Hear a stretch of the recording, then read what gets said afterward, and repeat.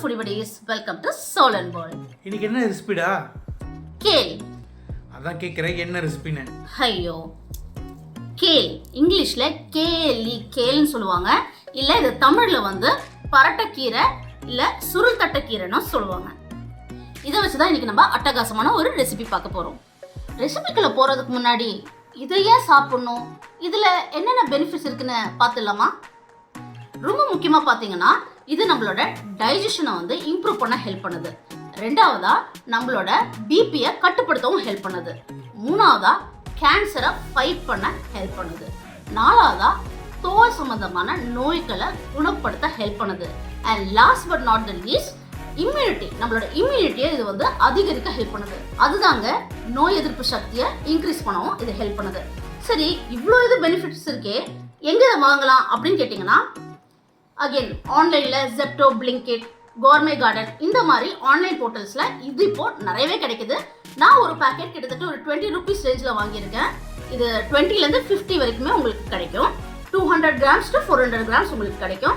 So தயவு செஞ்சு உங்களுக்கு சான்ஸ் கிடைக்குதுன்னா இதை மறக்காமல் வாங்கி இந்த சூப்பர் சிம்பிள் ரெசிபியை ட்ரை பண்ணி பாருங்கள். You will love it. உங்கள் மைண்ட் வாஷ் புரியுது, பேச்ச குறை ரெசிபி எங்கே தானே கேட்குறீங்க? வாங்க ரெசிபிக்குள்ளே போயிடலாம். ஸோ இப்போ கேல் லீவ்ஸ் பார்த்தீங்கன்னா இப்படி தான் இருக்குது. நம்ம இந்த லீஃபி பார்ட்டை யூஸ் பண்ண போகிறோம். இந்த திக் ஸ்டெம் இருக்குங்க இல்லையா, இதை வந்து டிஸ்கார்ட் பண்ணிடலாம். ஸோ லீஃப் பார்ட்டை பறித்து இந்த பவுலில் போட்டு அதை சாப் பண்ணிவிட்டு இந்த பவுலில் போட்டு வாஷ் பண்ணிவிட்டு நெக்ஸ்ட் என்ன பண்ணுறதுன்னு பார்த்துடலாம். ஸோ ஈஸியாகவே ஸ்டெம்லேருந்து லீவ்ஸ் இப்படி எடுத்துடலாம்.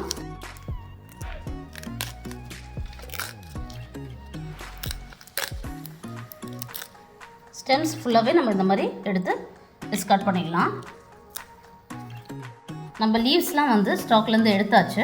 இப்போ நம்ம அதை பொடி பொடியாக சாப் பண்ணிட வேண்டியது தான். சூப்பர் ஈஸி இது.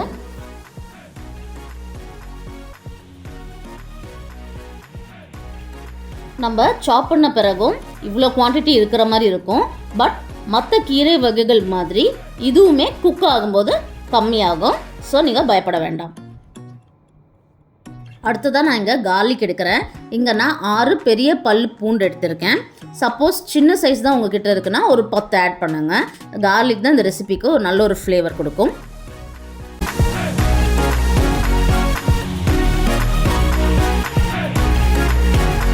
ஃபஸ்ட்டு வந்து பேனை வந்து ஹீட் பண்ணிடலாம். பேன் ஹீட் ஆகிடுச்சு. ஸோ வந்து ஒரு 2 to 3 டேபிள் ஸ்பூன் எண்ணெய் வந்து ஆட் பண்ணிடலாம்.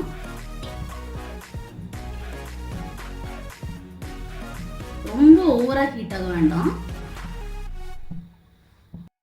எண்ணெய் ஸ்லைட்டாக ஹாட் ஆகிருக்கு. இந்த ஸ்டேஜில் நம்ம நறுக்கி வச்சுருக்கிற கார்லிக் ஆட் பண்ணிடலாம். ஆட் பண்ணிட்டு நல்லா 1 to 2 minutes ஸ்லைட்டாக ஒரு கோல்டன் கலர் வர வரைக்கும் இதை வந்து ஃப்ரை பண்ணிடலாம் எண்ணெயில். இந்த மாதிரி எண்ணெய் ஸ்லைட்டான ஹீட்டில் இருக்கும்போது கார்லிக் ஆட் பண்ணும்போது நம்ம வந்து இந்த கார்லிக்கோட ஃப்ளேவரை அந்த ஆயிலில் இன்ஃப்யூஸ் பண்ணுறோம். ஸோ இந்த மாதிரி பண்ணும்போது கேல் மாதிரி ரெசிபீஸ்க்கு இந்த கார்லிக்கும் ஆயிலும் சேர்ந்து நல்ல ஒரு ஃப்ளேவர் கொடுக்கும். அந்த லீவ்ஸ் ஒவ்வொரு லீவ்ஸ்லேயுமே இந்த கோட்டிங் வந்து சூப்பராக இருக்கும். இங்கே பாருங்கள் ஸ்லைட் கோல்டன் கலர் வந்துடுச்சு. ஸோ நெக்ஸ்ட் ஸ்டெப்க்கு நம்ம போயிடலாம்.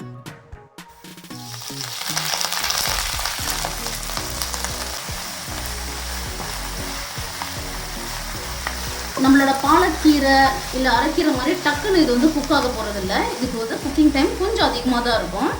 இருந்தாலுமே அந்த கீரைகள் மாதிரி இது வந்து சுருங்கவும் செய்யும் ஒன்ஸ் குக் ஆகிடுச்சுன்னா. இந்த கார்லிக் ஆயில் தான் இதுக்கு வந்து சூப்பரான ஒரு ஃப்ளேவர் கொடுக்க போகுது. ஸோ எல்லா லீவ்ஸுமே இந்த ஆயிலில் கோட் ஆகிற மாதிரி பார்த்துக்கோங்க. எனக்கு இன்னுமே கொஞ்சம் லீவ்ஸ் இருக்குது. இது வில்ட் ஆகிறதுக்கு நான் வெயிட் பண்ணிட்டு இருக்கேன். ஸோ தட் நம்மளுக்கு பேன் ஓவர்ஃப்ளோ ஆகாது. இப்போ பாருங்கள் நல்லாவே சுருங்க ஆரம்பிச்சிடுச்சு. இப்போ நான் மிச்ச லீவ்ஸையும் ஆட் பண்ணிடுறேன்.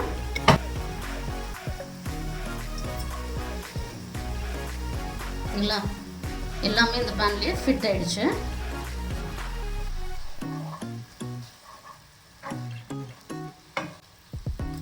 இந்த கீரை வந்து இந்த மாதிரி ஸ்டிர் ஃப்ரை பண்ணும்போது ஒரு டிப் இருக்குது. அது கொஞ்சம் நல்லா சுருங்கின பிறகு நம்ம சால்ட் ஆட் பண்ணும்போது சால்ட் வந்து எப்போவுமே எக்ஸஸ் ஆகிடாது. சில பேர் ஸ்டார்டிங்லேயே வந்து சால்ட் ஆட் பண்ணுவாங்க அது குக் ஆகுறதுக்கு முன்னாடி. அப்போ என்ன ஆகிடும்னா கொஞ்சம் வந்து சால்ட் எக்ஸஸ் ஆக சான்ஸ் இருக்குது. இந்த மாதிரி நீங்கள் பண்ணும்போது சால்ட் எப்போவுமே வந்து எக்ஸஸ் ஆகிடாது. இன்னுமே நல்லா வந்து சுருங்கின பிறகு தான் நம்ம வந்து சால்ட் ஆட் பண்ணுவோம். ஸோ அதுக்கு முன்னாடி வந்து இங்கே நான் க்ரஷ்டு சில்லி ஃப்ளேக்ஸ் வச்சுருக்கேன், இதை ஆட் பண்ணிடலாம். நல்லா மிக்ஸ் பண்ணிட்டுருங்க. ஸோ காரம் வந்து இதில் வந்து நம்ம பெருசாக சில்லி பவுடர்லாம் ஆட் பண்ணல. இந்த மாதிரி ரெட் சில்லி ஃப்ளேக்ஸும் பெப்பரும் ஆட் பண்ண போகிறோம். சப்போஸ் உங்ககிட்ட ரெட் சில்லி ஃப்ளேக்ஸ் இல்லாட்டி சில்லி பவுடர் இருக்குங்க இல்லையா, அதை ஆட் பண்ணிக்கலாம். லாஸ்ட்டாக வந்து பெப்பரும் ஆட் பண்ணிக்கலாம், பெப்பர் பவுடர். இப்போ இது ஒரு 4 நிமிஷமாக குக் ஆகிட்டு இருக்கு. ஸ்டார்ட் பண்ணும்போது பேன் ஃபுல்லாக எவ்வளோ லீவ்ஸ் இருந்தது, இந்த 4 to 5 நிமிஷம் குக் ஆனதில் எந்த அளவுக்கு சுருங்கிருக்குன்னு பாருங்கள். இந்த கேல் வந்து இந்த மாதிரி ஸ்டிர் ஃப்ரை பண்ணுறதுக்கு ஒரு 7 minutes to 8 minutes குக் ஆனால் போதும், அதுக்கு மேலே தேவைப்படாது. சுருங்கிருக்கு. ஸோ இந்த ஸ்டேஜில் வந்து நம்ம 1/2 tablespoon சால்ட்லேருந்து 3/4 tablespoon சால்ட் வரைக்கும் ஆட் பண்ணிக்கலாம். சால்ட்டு உங்கள் தேவைக்கு ஏற்ப தான்.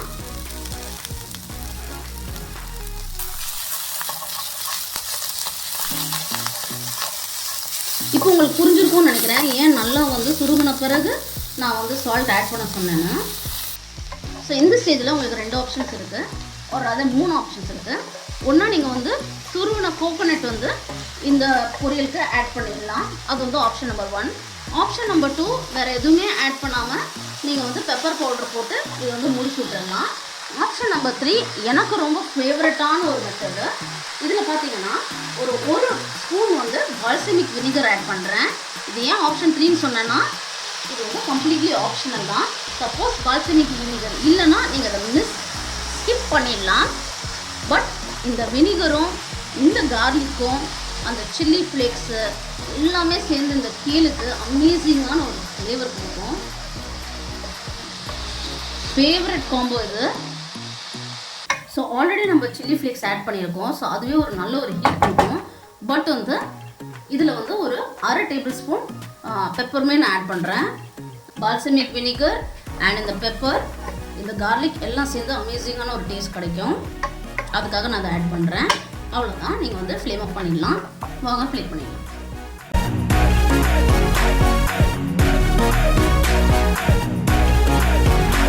Taste time. இது சூப்பர் சிம்பிள், ஆனால் பியூட்டிஃபுல் ஃப்ளேவர்ஸ் இருக்கிற இந்த கேலை நம்ம டேஸ்ட் பண்ணிடலாம். Cheers.